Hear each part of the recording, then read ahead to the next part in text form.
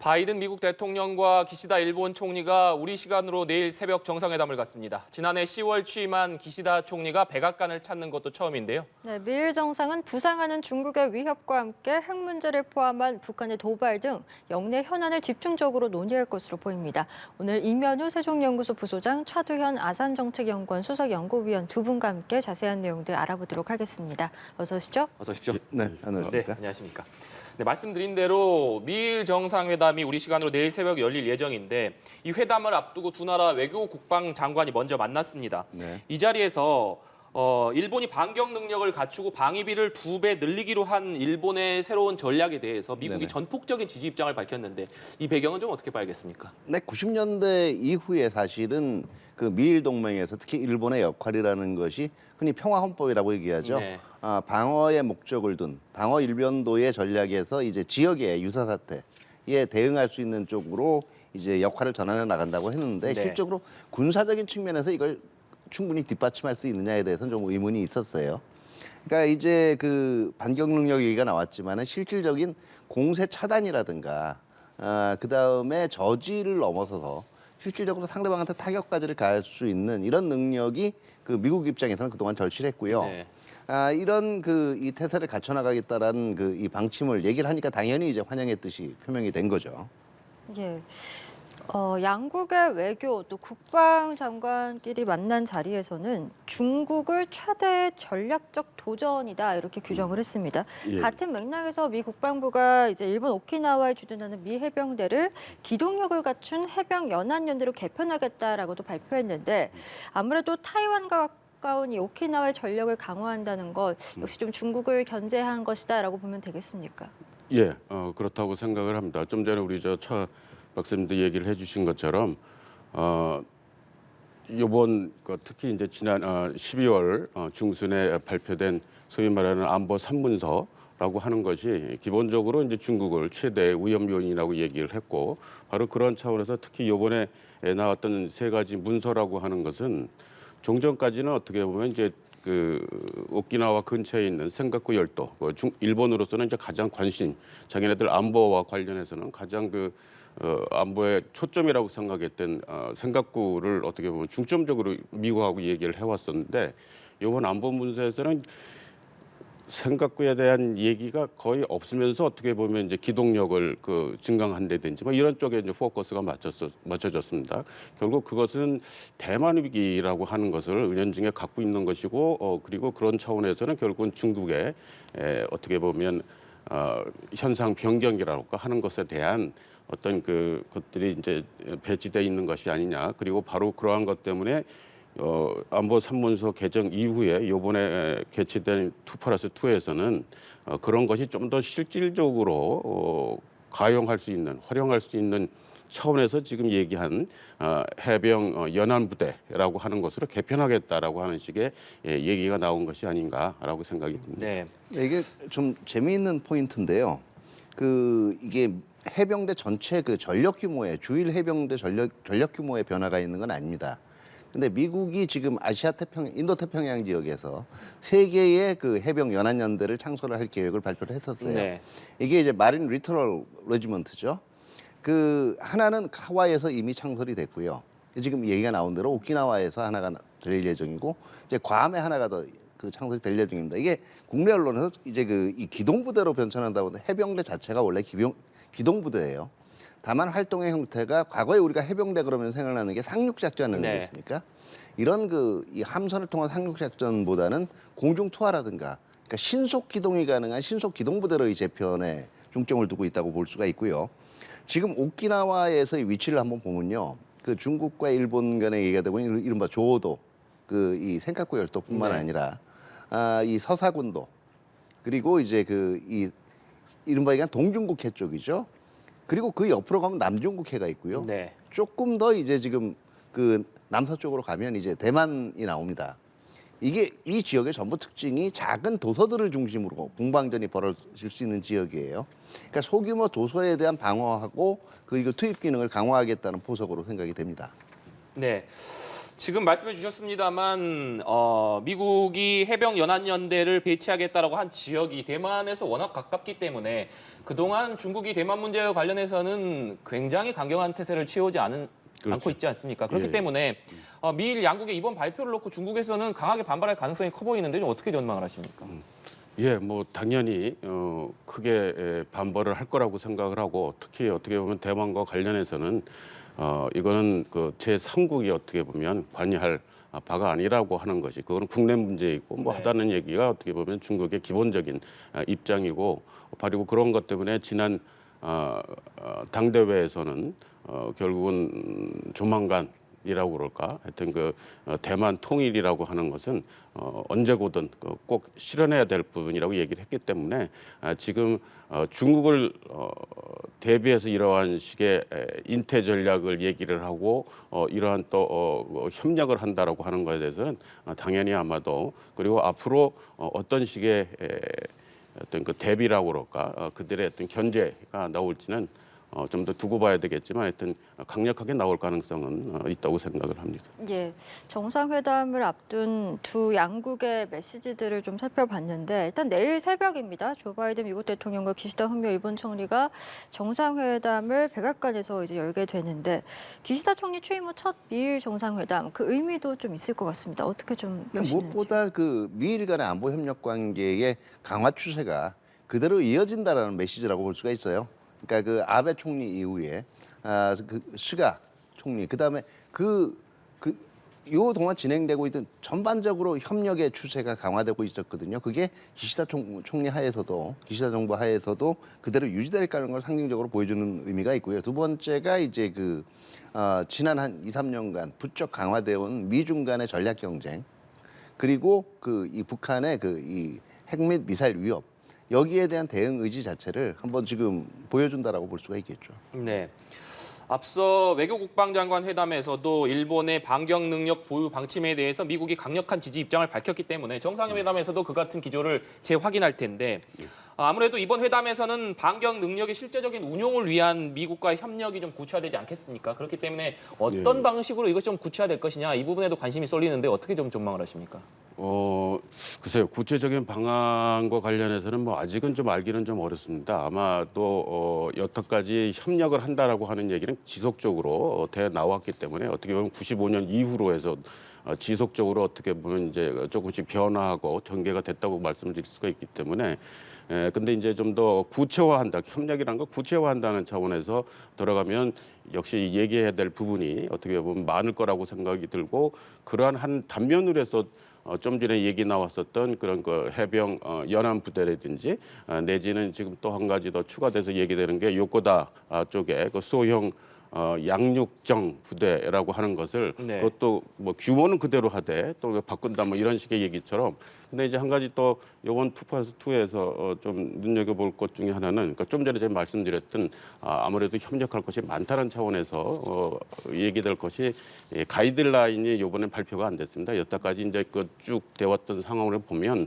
방위 등학이 나오고 방위력 증강 계획이 나오고 그러면서 2+2에서 이제 가이드라인이라고 하는 것을 해서 방위 협력을 어떻게 해나갈 것이냐라고 하는 것이 좀 더 구체화됐다 그럴까 좀 더 가시화됐었는데 이번엔 그렇게 되지 않았다는 것 자체가 어떻게 보면 협력이 좀 더 구체화되는 데 있어서 좀 더 시간이 필요하다라고 하는 것을 보여준 부분이 아닐까라고 생각이 듭니다.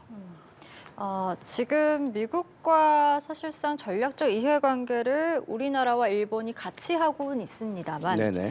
이 일본의 반격 능력 보유와 관련해서는 또 입장이 다르지 않습니까? 네, 그럴 수밖에 없죠. 왜냐하면 국내 언론에서 이제 흔히 얘기하는 군사대국화 그리고 이게 지금 한일 간의 갈등에서 일본의 군사력이 활용될 이 우려라든가 미래의 네. 우려겠죠. 이것 때문에 그렇지만 현재 보면 이거 자체가 완전히 그 일본의 반격 능력 보유 자체를 반대한다는 입장보다는 이제 수준의 문제일 거예요. 어느 정도의 반격 능력을 보유하느냐 하는 거고 이것이 특히 반격이라는 작전 자체가 한반도를 중심으로 이루어질 경우에 과연 이제 우리의 이 동의를 비롯한 의견이 반영될 여지가 있느냐 하는 건데요.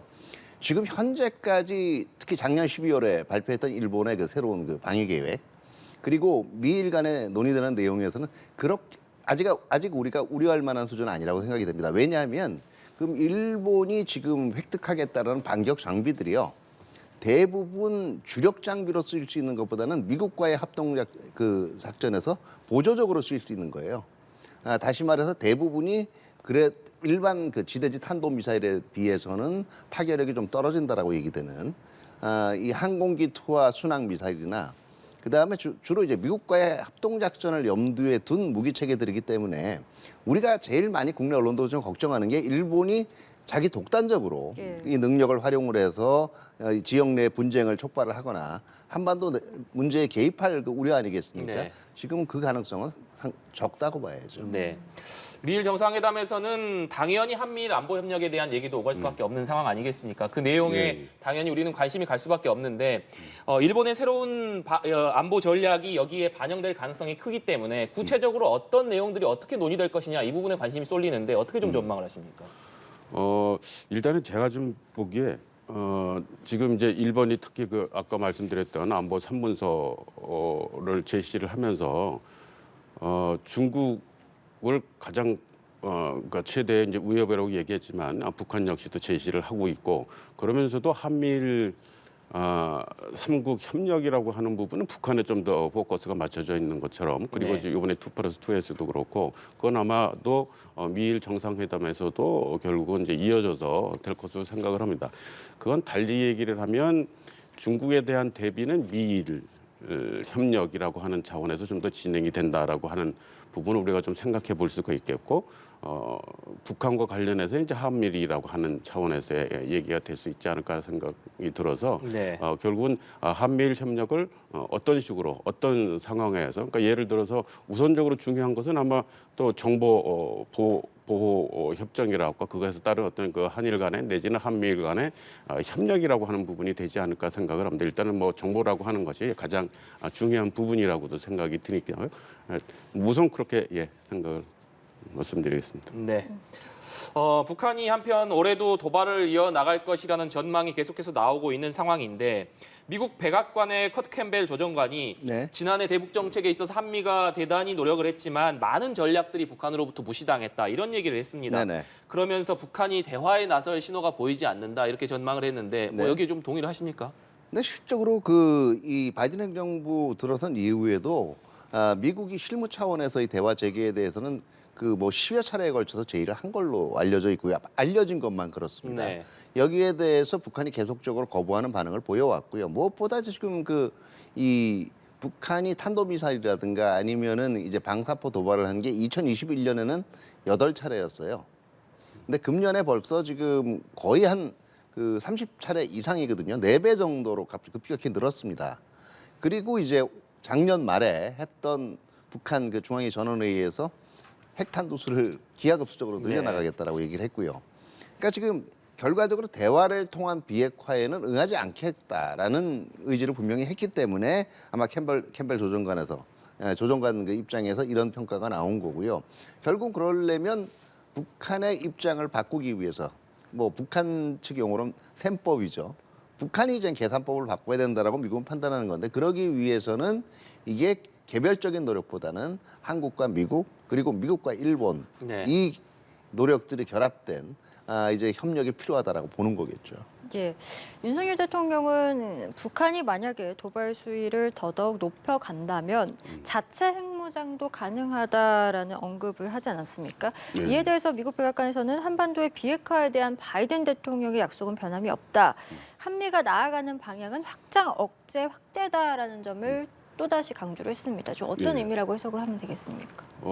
지금 한국 내에서는 보수 쪽에서도 그렇고 뭐 일종의 좌파라고 그럴까 리버럴 쪽에서도 핵무장 얘기가 나오긴 하지만 미국에서 볼 때 여태까지 미국이 견제한 입장을 해서 본다 그러면 핵과 관련돼서 한국에 대한 불신이라고 할까 그런 것이 여전히 있는 것으로 보여지고 그리고 바로 그러한 것 때문에 바로 얼마 전에 바이든 대통령한테 질문이 있었고 바로 그냥 즉답으로 노라고 얘기했었던 예. 이유도 아직 물론 뭐 이유는 한국이 핵 보유 국가가 아니기 때문이라고 하는 식의 이제 이유가 들어지긴 했지만 이번 2+2에서 흥미로운 것 중에 하나는 어떻게 보면 한국보다도 훨씬 더 핵 무기라고 그럴까 핵 무장에 대해서 아주 그 엘러리기 발응을 보이는 일본과 어떻게 보면 핵 무기를 포함한 그 억지와 관련된 운영에 있어서 좀 그 앞으로 얘기를 하겠다는 식의 얘기가 포함되어 있는 걸로 봐서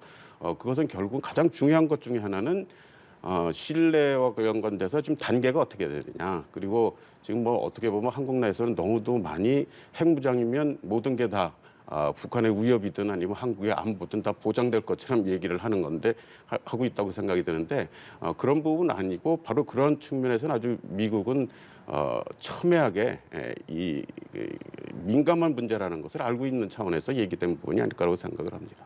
네, 알겠습니다.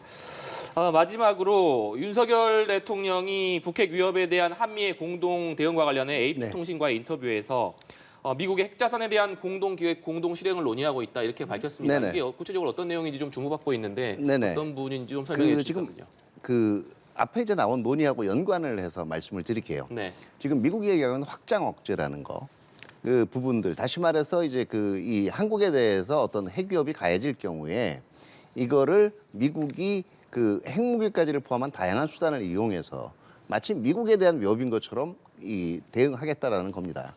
근데 확장 억제가 그 효과를 가지려면 하나는 북한에 대한 억제 기능이 작동해야 되고요. 두 번째는 동맹국인 한국에 대한 보장 기능이 작동을 해야 돼요.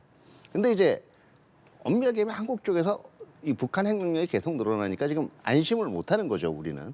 그렇기 때문에 지금 여러 가지 아마 지금 서로 오고 가는 메시지는 이 바이든 행정부는 뭐 지금 하고 있는 걸로도 충분하다, 믿어라 이러는 거고요. 우리 쪽에는 그래도 좀 더 강력한 대책을 얘기를 해달라는 건데 그 한미 간에 지금 합의가 된 것들을 보면 일단은 작년 9월에 열렸던 그 확장 억제 전략 협의회에서 이제 앞으로 미국의 전략 자산, 다시 말해서 이제 그 전략 폭격기라든가 네. 그 항모 전단 같은 전략 자산을 전개를 할 경우에 한국의 의견이 보다 강력하게 반영이 될 수 있도록 여지를 마련을 했고요. 또 작년에 열렸던 한미 연례 안보 협의 회의, 그 SCM을 통해서 한미 간의 북한의 핵이라든가 대량 살상무기 위협을 핵무기라든가 어떻게 억제하느냐에 대해서 그 북한에 딱 가장 적합한 전략을 개발하겠다 그래서 맞춤형 억제 전략이라는 게 있습니다. 네, 테일러 디턴스 스트래티지가 그 TDS라고 부르는데요.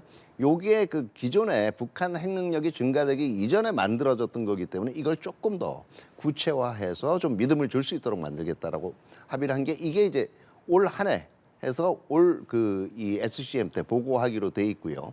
또 하나가 이 SCM 이 협의 내용 중에 하나가 이제는 북한의 핵 위협을 상정한 TTX라 그래서 이건 실병력이 동원되는 건 아니고요. 네. 도상 연습입니다.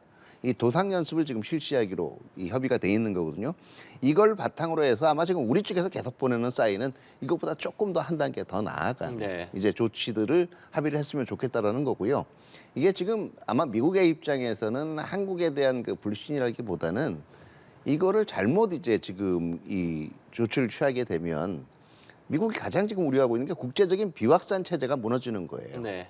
이 비확산 체제의 붕괴 때문에 우려를 하고 있는 건데 우리 쪽에 중요한 거는 우리는 그래도 우려를 하고 있다는 면을 계속 전달을 해야죠. 네. 이걸 통해서 더 발전된 조치가 있을 걸로 기대하고 있습니다. 알겠습니다. 저희 오늘 두 분 말씀은 여기까지 듣겠습니다. 지금까지 임현우 세종연구소 부소장, 차두현 아산정책연구원 수석연구위원과 함께했습니다. 말씀 고맙습니다. 고맙습니다. 네, 고맙습니다. 감사합니다.